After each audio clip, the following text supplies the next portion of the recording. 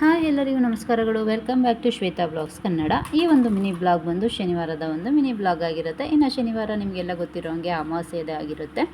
ಈ ಒಂದು ಅಮಾವಾಸ್ಯೆ ತುಂಬಾ ಒಳ್ಳೆಯ ಅಮಾವಾಸ್ಯೆ ಮತ್ತು 13 ವರ್ಷಕ್ಕೆ ಒಂದು ಸರಿ ಬಂದಿರೋ ಅಮಾವಾಸ್ಯೆ ಅಂತ ಹೇಳಿಬಿಟ್ಟು ನಾವು ಹೊರಟಿದ್ದೆ ಮಂಟೇಸ್ವಾಮಿ ಮಠ, ಶ್ರೀ ಮಂಟೇಸ್ವಾಮಿ ಮಠ. ಇದು ಬಂದು ಹೊನ್ನಾಯಕನಹಳ್ಳಿಯಲ್ಲಿರೋದು. ಹೊನ್ನಾಯಕನಹಳ್ಳಿ ಬಂದು ಕೆಮ್ಮದೊಡ್ಡಿಯಿಂದ ಸ್ವಲ್ಪ ಮುಂದೆ, ಮಂಡ್ಯ ಜಿಲ್ಲೆ, ಮದ್ದೂರು ತಾಲೂಕು. ಈ ಒಂದು ದೇವಸ್ಥಾನದ ಮಹಿಮೆ ತುಂಬಾ ಒಳ್ಳೆಯದು ಅಂತ ಹೇಳಿ ಎಲ್ಲರೂ ಹೇಳ್ತಾರೆ. ನಮಗೂ ಕೂಡ ತುಂಬಾ ಒಳ್ಳೆಯದಾಗಿದೆ. ಹಾಗಾಗಿ ನಾವು ಅಮಾವಾಸ್ಯೆ ಮತ್ತು ಹುಣ್ಣಿಮೆಯಲ್ಲಿ ಈ ಒಂದು ದೇವಸ್ಥಾನಕ್ಕೆ ಹೋಗ್ತೀವಿ. ಹಾಗೆ ನಾವು ಬೇಗ ಹೋಗಿರೋದ್ರಿಂದ ಅಲ್ಲೇ ಟಿಫನ್ ವ್ಯವಸ್ಥೆಯೂ ಕೂಡ ಇತ್ತು. ಟಿಫನ್ನ ಮಾಡಿಕೊಂಡು ಇನ್ನೂ ಟೈಮ್ ಇದ್ದಿದ್ದರಿಂದ ಬೇಗ ದೇವ್ರ ದರ್ಶನ ಮಾಡ್ಕೊಳ್ಳೋಣ ಅಂತ ಹೇಳಿಬಿಟ್ಟು ದೇವ್ರ ದರ್ಶನ ಮಾಡ್ಕೊಳ್ಳೋಕ್ಕಿಂತ ಮುಂಚೆ ನಾವು ಬಂದಿರೋದು ಇವತ್ತು ಹರಕೆಯನ್ನು ತೀರಿಸೋದಕ್ಕೆ. ನಾವು ಹರಕೆಗೆ ಏನು ಐಟಮ್ ತಂದಿದ್ವಿ ಅಂತ ಅದನ್ನೆಲ್ಲ ಕೊಟ್ಬಿಟ್ಟು ದೇವ್ರ ದರ್ಶನ ಸಹಿತ ಮಾಡಿಕೊಂಡು ಅಲ್ಲೇ ನೀವು ನೋಡ್ತಿರ್ಬೋದು. ಇದು ಬಂದುಬಿಟ್ಟು ಅನ್ನದಾಸೋಹ ನಡೆಯುವಂತಹ ಸ್ಥಳ. ತುಂಬಾ ನೀಟಾಗಿ ಮೇಂಟೈನ್ ಮಾಡಿದ್ದಾರೆ. ನನಗೂ ಕೂಡ ನೋಡಿದ ತಕ್ಷಣ ತುಂಬಾ ಖುಷಿ ಆಯಿತು. ಅಲ್ಲಿ ಬಂದಿರುವಂಥ ಭಕ್ತಾದಿಗಳೆಲ್ಲನೂ ಸಹಿತ ಹೇಳೋದು ಅಷ್ಟೇ, ಇಲ್ಲಿ ಅನ್ನದಾಸೋಹ ನಡೆಯುವಂಥ ಸ್ಥಳ ತುಂಬಾ ಚೆನ್ನಾಗಿದೆ. ದೇವರು ಕೂಡ ಅಷ್ಟೇ ಎಲ್ಲರಿಗೂ ತುಂಬಾ ಒಳ್ಳೆಯದು ಸಹಿತ ಆಗಿದೆ ಅಂತ ಹೇಳ್ತಾರೆ. ಹಾಗೆ ಅಮಾವಾಸ್ಯೆ ಆಗಿರೋದ್ರಿಂದ 12 ಗಂಟೆಗೆ ಪೂಜೆ ನಡೆಯುತ್ತೆ ಅಂತ ಹೇಳಿದ್ರು.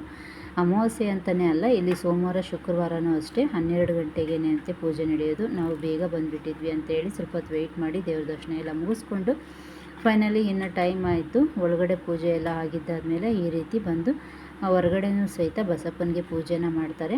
ಈ ಒಂದು ಬಸಪ್ಪನಿಗೆ ನೈವೇದ್ಯ ಅಂತ ಹೇಳಿಬಿಟ್ಟು ಅವರೇ ಮಾಡಿರುವಂತಹ ಫಲಹಾರ ಮತ್ತು ಬೆಲ್ಲದನ್ನನ್ನು ಪ್ರಸಾದ ರೂಪದಲ್ಲಿ ಬಸಪ್ಪನಿಗೆ ನೀಡಿಬಿಟ್ಟು ಬಸಪ್ಪ ಏನು ಪ್ರಸಾದ ಮಾಡಿರ್ತಾರಲ್ಲ ಅದನ್ನು ಸ್ವೀಕಾರ ಆಗಿದ್ಮೇಲೆ ಅಲ್ಲಿ ಬಂದಿರುವಂಥ ಭಕ್ತಾದಿಗಳಿಗೆಲ್ಲ ಅನ್ನದಾಸೋಹನೂ ಸಹಿತ 1 ಗಂಟೆಗೆ ನಡೆಯುತ್ತೆ.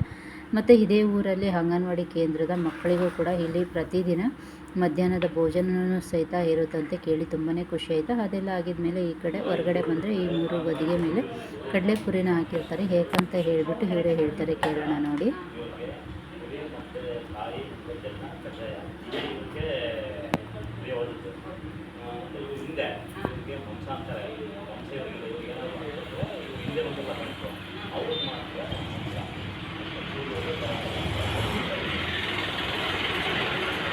ಇದೆಲ್ಲ ಆಯಿತು. ನಾವು ಕೂಡ ಬಸಪ್ಪನ ದಾರಿಸ್ಕೊಂಡ್ವಿ. ನೀವು ನೋಡ್ತಿರ್ಬೋದು ಆ ಒಂದು ದೇವ್ರದ ಪರಂಪರೆ ಆ ಒಂದು ದೇವರು ಮತ್ತು ಆ ಊರಲ್ಲಿ ನಡೀತಾ ಇರುತ್ತೆ.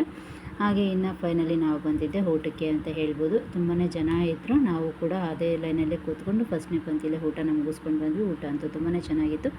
ನನ್ನ ಒಂದು ಬ್ಲಾಗ್ ನಿಮಗೆ ಇಷ್ಟ ಆಗಿದೆ ಪ್ಲೀಸ್ ಒಂದು ಲೈಕ್ ಮಾಡಿ ಹಾಗೆ ಶೇರ್ ಮಾಡಿ ಅಂತ ತಿಳಿಸ್ತಾ ಎಲ್ಲರಿಗೂ ಧನ್ಯವಾದಗಳು. ಮುಂದಿನ ವಿಡಿಯೋದಲ್ಲಿ ಸಿಗೋಣ.